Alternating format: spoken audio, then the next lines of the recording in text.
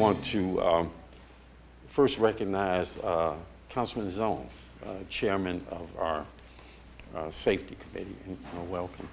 And I also want to welcome Matthew Barge and his team to the City of Cleveland. We look forward to working with him as we move forward. You know, the city and the DOJ and the court went through an extensive process in selecting the monitor, and Mr. Barge and his team won that process, and we believe he is and his team is a perfect fit for Cleveland and what we need to do and what we're trying to accomplish. And what we're trying to accomplish is real reform. And this is our next step in accomplishing that purpose of reforming the Division of Police. Already we've done the selection panel who picked the Civilian Police Commission. Just last week we had a press conference around a MOU between the City of Cleveland and with the Division of Police and the Drug, Alcohol, and Mental Health Board. And there will be several other things that we'll be doing. And now we have the monitor on board, and the monitor will be working very closely with all the relevant departments, and particularly the Division of Police, in accomplishing what we set out and agreed to in our consent decree. So again, Mr. Barnes, welcome to you. Where's Mr. Barnes? Welcome to you and your team, and I'm pretty sure that we'll have a great outcome in collaboration and doing what we need to do. So I want to thank you and turn it over to Mr. Dudaba. Thanks, Mayor. Okay. All right. First of all, I want to thank the mayor and the chief and the city. I'm proud to be standing alongside them as we announce this step on the path that we're all taking to reform. And I really want to emphasize that the role that the chief and the mayor and the court played were extremely important and helpful in making this decision today. The selection of an independent monitor demonstrates that both parties in the case and the judge view this consent decree as a roadmap for change.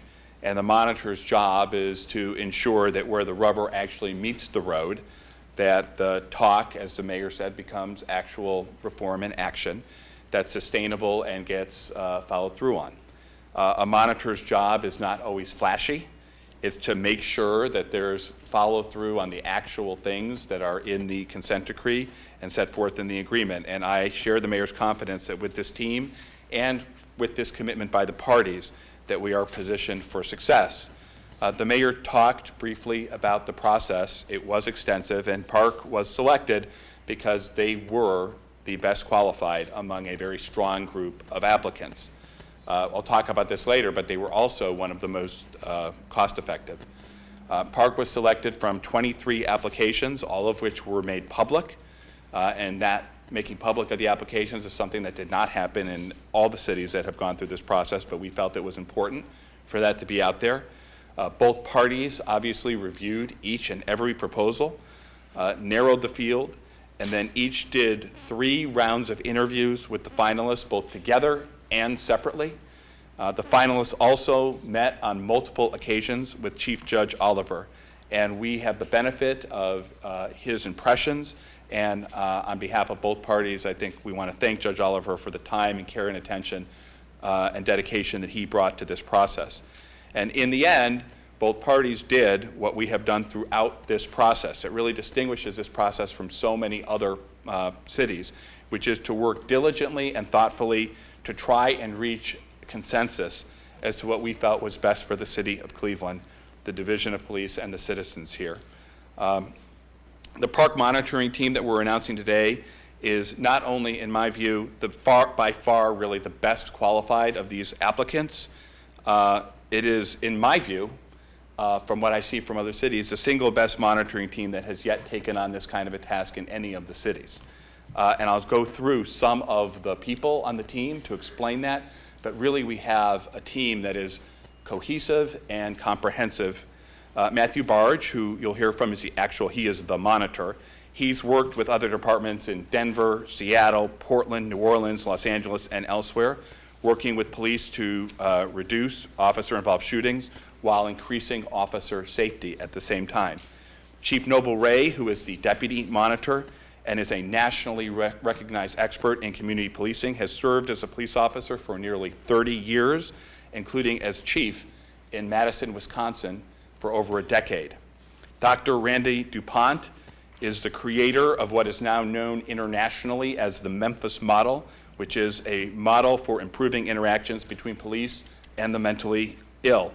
And he is considered the top expert in the nation on those types of reform. Scott Sargent is a captain with the Los Angeles Police Department, where he has worked for 22 years as a use of force expert, with 36 years in overall experience in law enforcement. He was one of the lead individuals in the Los Angeles Police Department implementation of their consent decree, and really was one of the people who helped oversee the transformation of that department. Sean Smoot, he will help bring the patrolman's perspective to this process. He leads police officer unions in Illinois, one of the nation's largest states. He has also served on the President's Task Force on 21st Century Policing, and he will work with the Cleveland police community on the implementation of the agreement.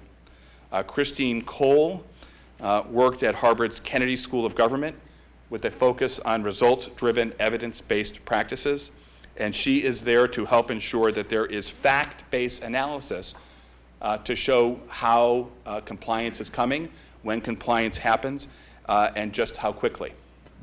And then Charles C. and Tim Tramble are helping to lead outreach efforts here in Cleveland. They're the local part of the team. They'll help guide the team as it reaches out to the community to explain its work and to get community input. Of course, Charles C. is well known for his tireless work around the issues of reentry and prevention in terms of criminal law, and Tim Tramble serves as the director for the Burton Bell Carr Development Center, and he will work with Charles together on community engagement. I'm not going to mention every member on the team, but I wanted to give you a flavor of just how strong this team is. They were selected from 23 applications, as we said, and I told you they were the best qualified, but they were also among the most cost-effective. And it is rare in life, and I say this looking at the members of the council, and President Kelly is joining us, it's rare in life when the best product is also among the most cost-effective, but that was the case here. And one of the reasons for that is that PARC is a nonprofit.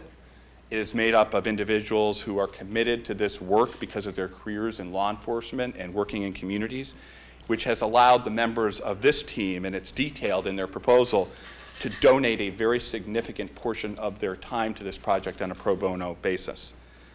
This is a great team. It brings the experiences of Kinsmen together with those of the Kennedy School of Government, from line police officers to use of force experts to former chiefs, from Seattle to Los Angeles to Boston. I want to welcome them as partners in the efforts here. And I want to last, once again, end by thanking both the chief and the mayor for their work in this process. It's very evident to anybody who saw this happen as I did that their one and only guide star in this process was to do the best job for the people of the city of Cleveland. And Mayor and Chief, I want to thank you very, very much for taking that perspective and doing this hard work. Thanks. Thank you. Chief. Switch places with you. Good morning. I want to officially welcome Matthew Barge and the PARC team to Cleveland, to our fine city, on behalf of the men and women of the Cleveland Division of Police. We look forward to working with you. We've had conversations. It's been a long road to get to this point today, and a lot of things have happened along that road. Many of you were in the U.S. Attorney's Office almost a year ago when the findings letter and the results of that were announced. And at that time, I stated that the men and women of the division are ready and willing and able to meet and exceed the challenge of whatever came up during the negotiations of a consent decree. We're through that process. We have a very defined, a very straightforward document a roadmap, so to speak, to go by, and we're still able to meet and exceed that challenge. The consent decree is just that. It's a roadmap. There are a lot of things that the Division of Police, that the city administration has in place, and we're about to put in place to far exceed what's contained in the consent decree. We owe that to the people of the city. I owe that to the men and women of this division. And my promise is to Mr. Barge, to the team, is that the men and women of the Cleveland Division of Police will work hand in hand with you to get this done for us. You were the best selection. There were 20-plus teams, as Mr. Dettelbach stated, and it was a tough competition, but in the end, we were able to craft and negotiate the best team and the best fit for the city of Cleveland. So with that said, again, welcome to Cleveland. We are ready to get started. We are definitely embracing this process, and we are looking forward to making this division the best one in the country. Thank you. Mr. Barnes? Good morning. I want to thank the mayor and the U.S. Attorney for those kind words. And I want to thank both of them for recognizing the unprecedented opportunity and the significant challenges that the Cleveland community, including the Division of Police, face as the monitoring of the consent decree begins in earnest here this morning. I also want to thank the chief for being here and already being extremely committed to helpful and collaborative reform as we begin the monitoring period. You know, my organization, the Police Assessment Resource Center, or PARC for short, is a nonprofit organization. And in its nearly 15 years of existence, it's provided evidence-based counsel on effective and accountable policing for upward of 30 agencies, local governments, and community organizations across the country. As I've worked with PARC, I've tackled the challenges of day-to-day monitoring of consent decrees in Seattle. I've assisted communities in setting up and strengthening civilian and independent oversight. I've helped conduct sustained monitoring in the Los Angeles County Sheriff's Department, the country's fourth largest law enforcement agency. I've led independent assessments of officer-involved shootings in places like Portland and Denver, Colorado. And I've met with hundreds of law enforcement officers and members of the public in a number of other communities across the country. And in doing all of that, every community that I've gone to is different. Every police department has its own history and its own challenges, and every community has its own deeply held convictions about how it wants to be policed. So despite the experience of me and this monitoring team, we are not coming in with a cookie-cutter approach or a set playbook. However, there are some basic tenets that I have and this team shares that I hope will become evident in Cleveland quickly. The first is the ironclad belief that the bedrock of this consent decree is a strengthened and responsive relationship between Cleveland's diverse communities and their police department. The agreement that the city and Department of Justice have put in place in Cleveland is far-reaching in scope, but very specific with respect to what needs to be accomplished here. And when you add up all the specific reforms necessary, the consent decree ultimately must drive an investment in a new shared vision for policing in Cleveland, where the police and community do not view each other as them, but rather as us. A second underlying tenet is that policing in Cleveland must be effective. It must be safe for officers and the public. It must be constitutional, and it must be consistent with the community's values. I do not believe the people who suggest that these things are somehow mutually exclusive, and neither does the consent decree, because effective, safe, constitutional policing consistent with community values are the goals articulated in its very first sentence. I've had the good fortune of working closely with many public servants of all ranks who are selfless, dedicated, and noble. I've spent countless hours patrolling high crime areas with officers, and I've worked with the command staff, worrying about how to support their officers and communities with limited time and resources. The implementation of the consent decree is going to change some ways that things are done at the Cleveland Division of Police. But one thing that will not change in this process is the commitment of all of us involved to ensure that officers are safe and that officers in turn keep Cleveland's communities safe. The challenges that will need to be faced head on in this process are significant, Real reform is messy and hard work, just as the lack of confidence and trust that exists in many areas of the community with respect to the police did not develop overnight. The kind of lasting systemic reforms that this consent decree requires will not happen overnight. The issues that the DOJ investigation identified and this consent decree addresses are serious and a number of instances foundational. This will take some time to get right. But make no mistake, we're going to be working closely and we're going to be working collaboratively with the Division of Police, with the city, with the community, and with the Department of Justice starting this morning to make sure that reform happens quickly and that the reforms get woven deeply into the fabric of the department, with results taking hold across the department and being felt in the field and on the streets. Now is the time for all of us working together to get it right. There's a lot of work to be done, but I have the tremendous good fortune of leading a team here that really is second to none.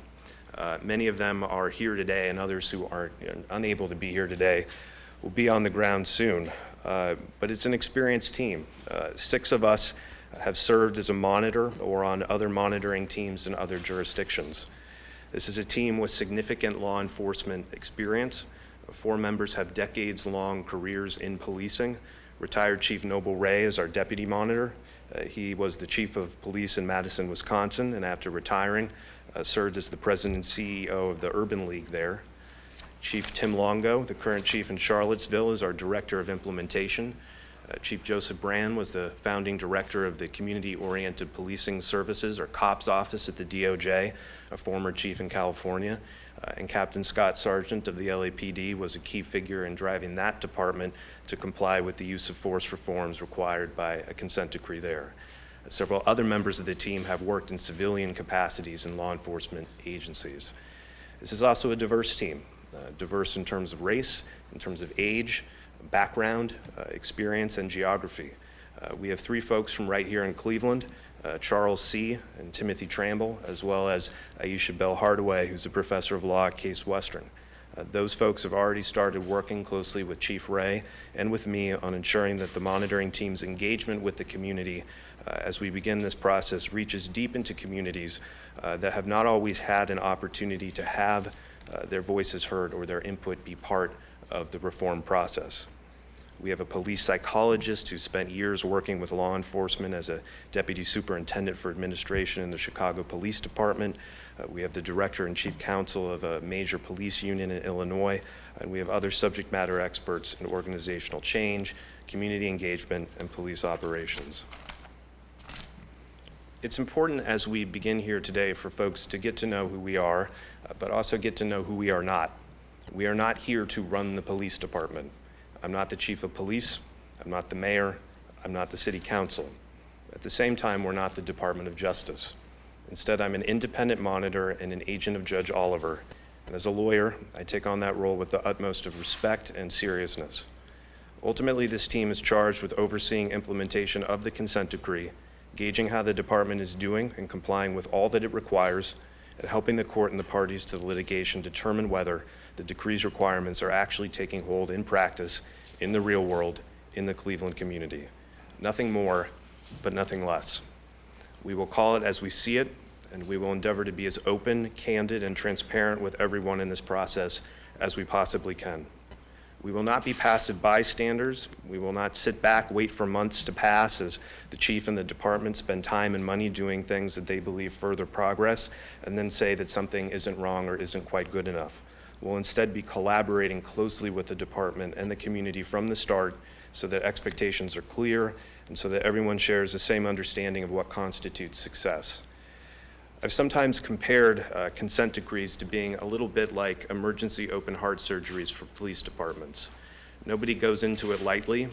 You go in with a clear sense of what needs to be fixed, and you stay not one moment longer, but not one moment sooner than is necessary to really address the underlying problems. But where that analogy breaks down is that it's going to be Cleveland, the men and women of the Division of Police, including its patrol officers, command staff, union leadership and union members, political leaders and city government, and the Community Police Commission and community in all of its other manifestations and forms.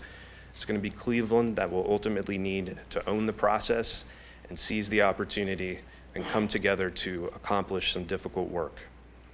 I wouldn't be being honest if I didn't say that we're going to encounter some challenges from time to time and probably have some disagreements. Passion and professional tension are good things. But my commitment and this team's commitment is that we will never stop listening, never stop attempting to bridge divides or disagreements when it's possible, and never stop trying to drive progress toward greater reform, enhanced accountability, and increased public confidence and trust. We're going to get started right away. We are leaving here to meet with the Community Police Commission, with CDP leadership, police union leadership, several other community groups, and rank and file officers. We're itching to get out of conference rooms and meeting rooms and visit with the officers in the departments, ride along with some officers and get a greater feel for the department. And we're looking forward to meeting folks in the community where they live so that we can talk about the issues and challenges that they see and have experience with respect to the police. So again, on behalf of the team, I want to thank the Chief, the Division of Police, the City, and the Department of Justice for their warm welcomes. I'm looking forward to working together to see that the Cleveland Division of Police is a model of 21st century policing. This time, we're going to go ahead and take some questions. We will get to your questions if you have them. Just state your name and then your question, who the question is for, and then we'll get the response. Yes, sir. Mr. Barge, Paul Ross, you mentioned challenges 3 or 4 times. Identify those. How do you get started in this process? You've done before. I mean, I think the first step, as I mentioned, is really getting to know the folks within the department and forming relationships there and in the community. I mean, we obviously have, closely, studied the consent decree and the DOJ's investigation, but we do need to see for ourselves not only how things are functioning right now in the department, but become aware of some early steps that the chief, I know, with the mayor's support has already taken to drive reforms. So we need to become aware of that and see what the current lay of the land is. The consent decree requires that after a certain interval of time, we work with the parties and with the department to come up with a monitoring plan. And that really is a kind of a project plan. What are we working on? What are we focusing on? And so after we go through that process, I think we'll have a better sense of what the most urgent challenges are and kind of what needs to be addressed early on so that we have a strong platform for success going forward. I don't remember the specific time frame in the consent decree, but it's expressly prescribed, and we'll be driving to meet that. Hi, I'm Sarah Bunnison. I'm the Coast Channel Faculty affiliate in Cleveland. You've done this before. What do you see as the biggest challenges in Cleveland? Mm-hmm. I think anywhere that you go, nobody likes to have someone standing over their shoulder, checking in on how they're doing. And I understand that, and the chief and I have already talked about this.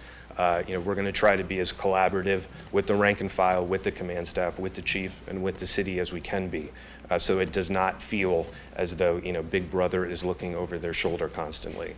So I think obviously there will be some hesitancy about how that works, and that is a challenge to get people to understand that we do mean it when we say we're going to be collaborative and transparent. As I started to articulate in my remarks, having the community understand that we really want them to be a part of this process and receive in real time their input and their concerns, but also for them to understand that we have some constraints in our role. We're not the chief.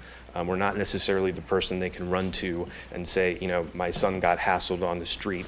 That will be informed in certainly, our analysis of how the department's doing, but we don't, adjudicate ourselves sort of one-off incidents. We're looking to see if the department has the systems and processes in place to handle that well for themselves. So communicating our role to the community is a challenge. And then obviously working through all the issues that the consent decree outlines. There are some tough issues there. Use of force is a very complicated area, and obviously police officers need to have clear rules for the road and clear expectations about what the department is expecting of them. But that is something that arouses people's passions, quite understandably. So, we'll have to tackle those sorts of issues very frankly and candidly and early on. And as we work through other issues related to supervision and officer discipline, these are things that touch on a wide array of issues that people have strong opinions about, and there'll be challenges as we delve into those areas. Mr. Barr, to get the answer to your question, how many days is it in the consent decree for the plan? 9 days. Mr. Barge, David Barnett from IdeaStream. How much are you going to charge for your services? So our first year budget is $895,000 with a little bit more than $100,000 to just the miscellaneous travel costs and the like to do the work. We are a nonprofit organization, and we have a mission that is to provide this service as effectively and efficiently as we possibly can. All of the folks who are standing here today have made significant pro bono commitments to this project. That's a prerequisite for being part of our team and doing work with us. And so I hope that as we go along, people will see that that's not window dressing or talk. That's a real commitment that we're making to the city, to the department, to the folks in Cleveland. Matthew, can I follow up on that Yeah. to give you some more information? So the park cap for 5 years is $4.95 million.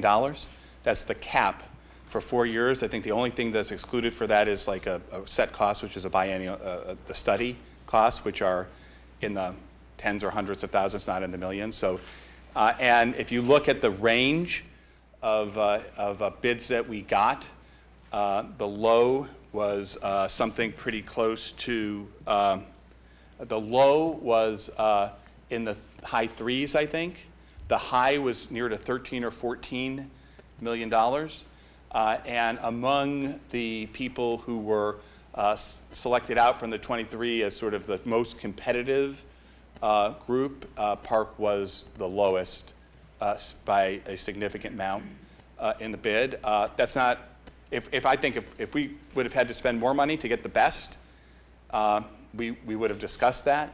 But Park was the best and the most affordable, and I think that's largely as a result of their structure, which is they're a nonprofit, and they donate time. I didn't mention, all the people, Chief Longo, I forgot, I saw, we have, a sitting police chief in a relatively significant area, not as big as Cleveland, but a significant area, who is going to be participating. And like all the members of this team, part of the time that they donate is because they care about policing and they care about community policing. So they're driven by not just the dollar. They, of course, have to be paid because it's a lot of work, but they're driven by more than that. So I wanted to sort of frame sort of how this played out with the other bids. It is very near to the low end of the bids, and it was the low of the really, truly competitive ones. And that was 4.9 over 5 years? Over 5 years, and that's a cap. And that's a cap. Yeah.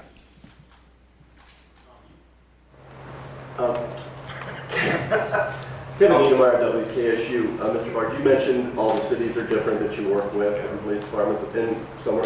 What are the unique things about Cleveland you've seen so far different? I mean, I think one of the most unique things right off the bat is that you have a mayor and police chief here who are deeply committed to this. No one is fighting this. It's here, and they have agreed to a consent decree that not only addresses the scope of the DOJ investigation, but covers a lot of other ground. In doing that, it's made this consent decree, I think, among the most far-reaching and most specific of any that I have seen or that this team has seen. And it means that we will get to spend a lot less time trying to figure out what's inside the decree or what's outside the decree and just do the work. So I think that, with respect to the folks who are here in the mayor's office and in the division of police, I mean, I think that is a unique circumstance, here. I think that another thing that as we started to go around and talk to folks within the Cleveland community has become very apparent is that, this city cares very deeply that policing here be effective and keep them safe. while at the same time, respecting their constitutional rights. And I think that folks want to make sure that their families are safe and that, that their families are safe in whatever context they may need to interact with the police.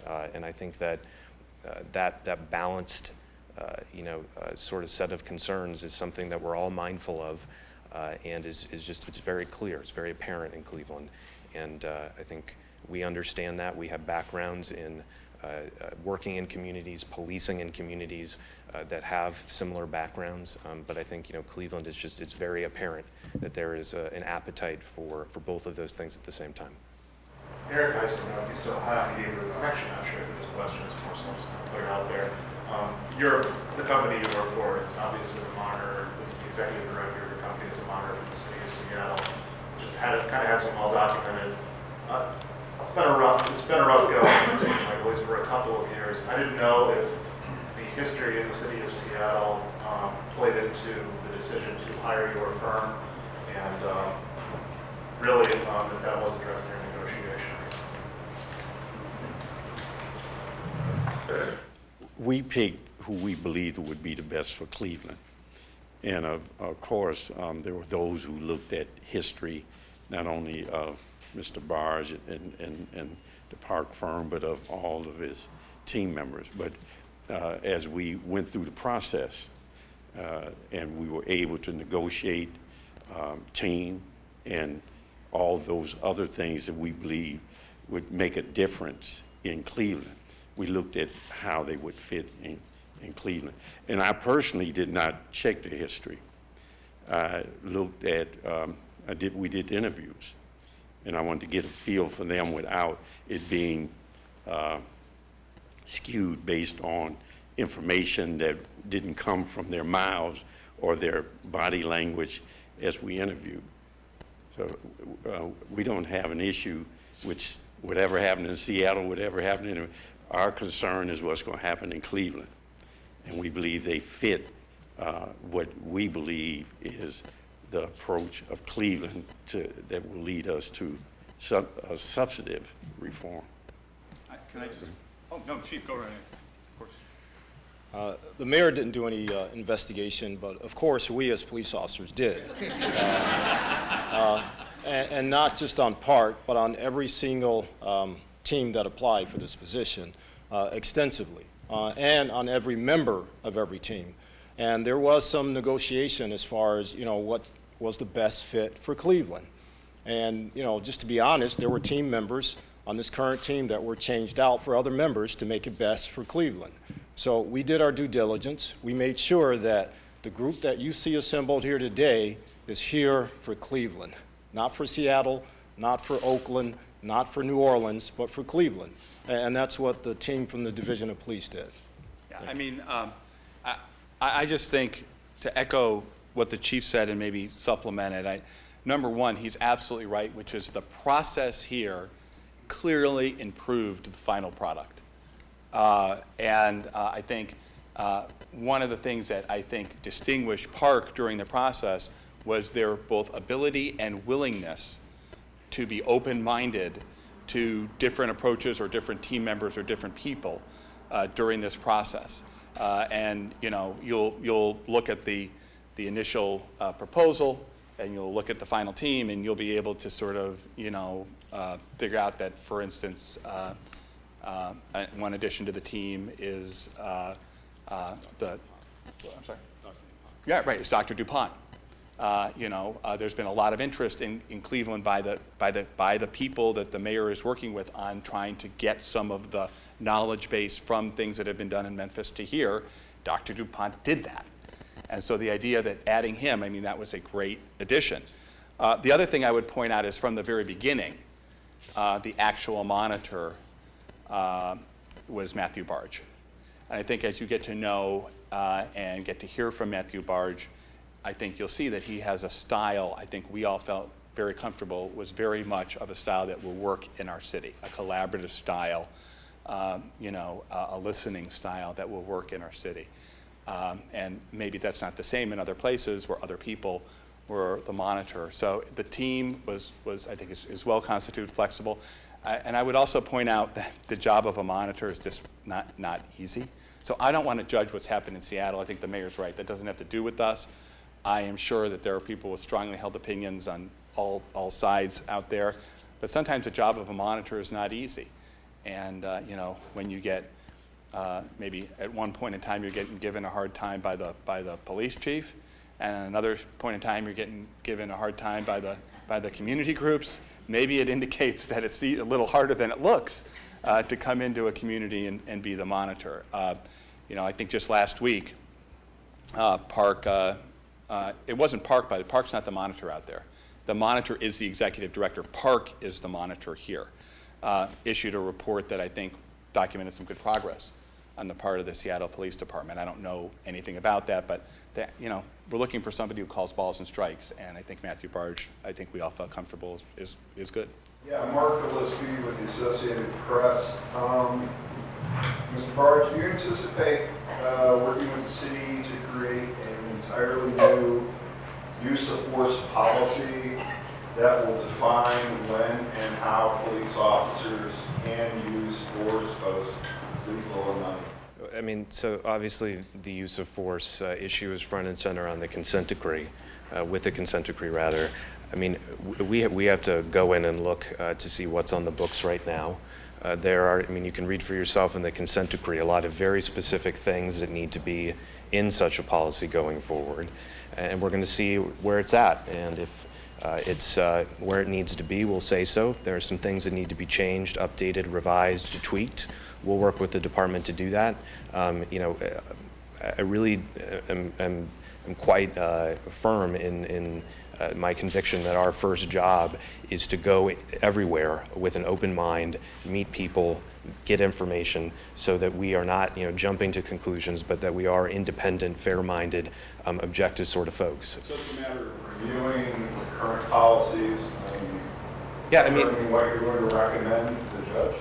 well, I would hope that the process goes a little bit more like this, in which we, you know, review what the department has in place, and then sit down with the city and with the Department of Justice and the department and talk about where there are issues, concerns, or challenges, and work out how to address them. And then and to see, as the mayor just said, you know, if it's executed, we will go, you know, hopefully, you know, to the judge with a unified sense of where you know, things are at, and can say that the department's where it needs to be, or is going to make the following changes, and seek his you know, guidance and approval on that front. No other questions? Okay, I'll ask it. Mr. Barnes, a lot of the issues going on with police and community are racially based, and you are white. How do you deal with the criticism, or the criticism that I'm imagining you're going to face here in about half an hour, Can you state your name? I'm sorry, it's Kim Palmer with Reuters. Yeah, I appreciate that. You know, I have you know, worked in, as I said, a lot of cities and with a lot of communities who feel like they are disenfranchised. Latino communities, Black communities, Native American communities, Asian American communities. I try to listen, and listen not just to look like I'm listening, but to understand, as well as to bring folks from my team along to do the same, who may share you know, even a deeper familiarity with those experiences. You know, I'm going to listen, and as I said, try to understand the experiences of folks on the ground, you know, here in Cleveland. You know, but you know, I am what I am, and that's not going to change.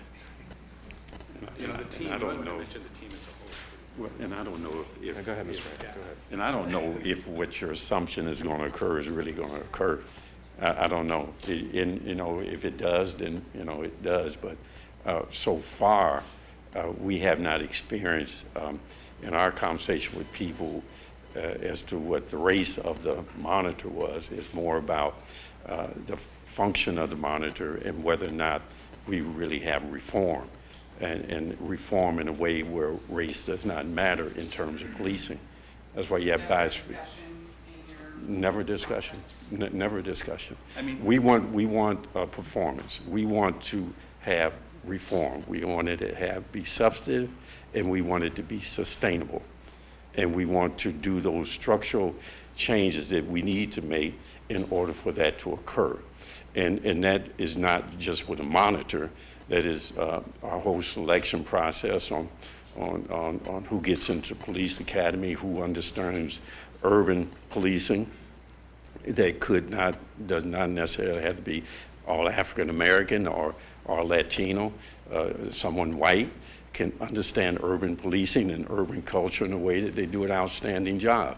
The people of the city of Cleveland, and what we've asked for, is for bias-free policing, constitutional policing, and policing in a way that if there's a use of force, is done within the framework, within the box of that constitutional bias-free policing. And whether white or black is not relevant to us in this regard.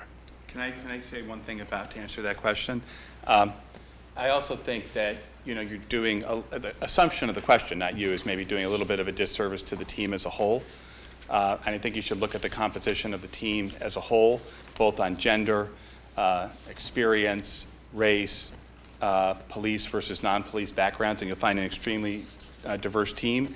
But not just me. I want to again emphasize that Chief Judge Oliver met with the teams, talked to the teams, focused on this and other questions, and in his order this morning, he said, and I'm quoting, quote, "The court is satisfied that the park team, as currently constituted, has the experience, qualifications, and diversity needed to be an effective monitor with respect to the forward-looking consent decree entered into by the parties.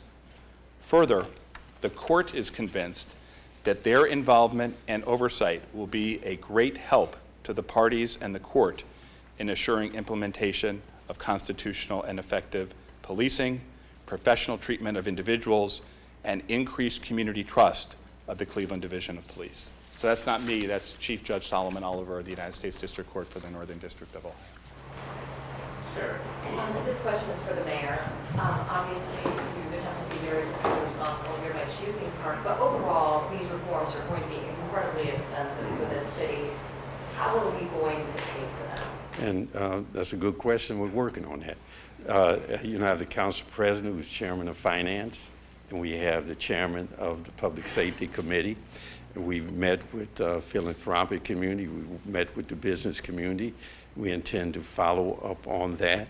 Now that we have a monitor in place, we've already sent to you what we believe to be a pretty good estimate of what the initial cost will be in terms of technology, equipment, and training and staffing and all of that. That does not include, under the consent decree, there's a period of time that the chief and the monitor will work on a staffing plan, a deployment plan, and equipment plan that will add to that.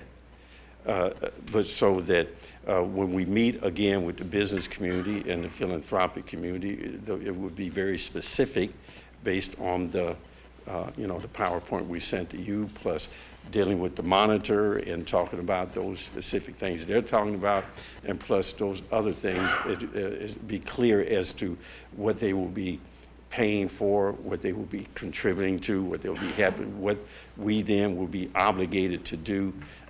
Yesterday, I met with about 600 or 700 of my managers, which was the command staff was included of the police, but my managers throughout the city, and we did the same PowerPoint that you have expressing what our expectation is in terms of fulfilling this decree and reform, what our expectation from our employees in terms of efficiencies and other things. We'll go back to them probably in another 2 months to give them a rough draft of what we believe will be the proposed budget, the mayor's estimate for next year. It will include what we believe will be the cost of that. We'll share that with council, and it will also reflect where we believe the private sector and the philanthropic sector will contribute some part. So it is a process that we're going through as to how we're going to pay for it and who's going to pay what amount. Can you be more specific about where cuts may come or where the Oh, money's going to come? no, I can't do that because I haven't gone through the process and I haven't drawn a conclusion. And we don't know what role the private sector and the foundations will play in it. So I know I can't do that. I do know that there's an added cost. And that initial cost we estimate to be $13 million and an ongoing cost of $8 million, not counting the staffing, deployment, and equipment plan. So this is all a process. And so I couldn't tell you what that is today. It's going to be a challenge to meet it. But everything that we've done that has been successful in Cleveland, we've done it as a community, where everyone has shared in the burden of whatever that challenge is. And my full expectation that we will do that with our partnership in council as we look at city operations and service delivery, and I fully expect our private sector people and our other foundation people to assist us like everything we've done in that way, and we've been successful. Do you expect cuts to services? I can't tell you that. You're asking me to say something that becomes your lead, when in fact I can't even do that because I don't have the basis to even make that statement. I will tell you that, first I'll let the council president know. When in fact we know that for sure, then we'll talk to the council president and give him a heads up as to where we see this going based on our partnerships. But I cannot tell you that now. Sure. Mr. Bard, where's your office going to be? So we are still working out the details. One thing that we are going to have is a little bit of space near the chief and in the department so that we can facilitate easy communication with him and his command staff and all the people who are working on this stuff. We're also going to have a home base out in the community so that folks can see us and kick our tires and check under the hood and that kind of thing, and to know where we are and know that we are not just hidden somewhere here downtown, but out where people live their lives. So I expect we'll have kind of 2 home bases, but the details we're still getting together. Will this be a full-time job for you right now, or will you be doing other clients? So I am the vice president and the deputy director of Park, and I have some air traffic control responsibilities just to the firm and to the organization. But this is my primary project. During the first phase that we're in here now, I expect to be here every week on the ground meeting with folks, and the team is going to be here as much as they possibly can, and obviously the Cleveland folks will be here and putting in all the time they can on this. And as we go along, I will continue to be here, as I said in my proposal, at least 2 to 3 weeks out of the month, if not more. This is my primary focus from now going forward until we get it right. Can you talk about the value of, I think one of the people who said that was going to be on there, I don't know if you said a name, but I think it was the representative from a large Illinois police union. Can you talk about the value of having that on the panel? Well, sure. His name is Sean Smoot, and he, as I said, is a director and lead counsel of one of the largest statewide unions in Illinois. He was a member of President Obama's 21st Century Task Force on 21st Century Policing, and he, has a really extensive background. He's a union guy. He understands union issues. And I really consider the folks within the department, and just like in the Cleveland communities, there are a lot of sub-communities, and within the department, it's a thing, but it has many sub-communities, right? And we want to make sure that we're talking to all of them, so that at the very least they're understanding what's happening, what the lay of the land is, and I think that Sean will be a real tremendous asset in helping to cultivate those relationships.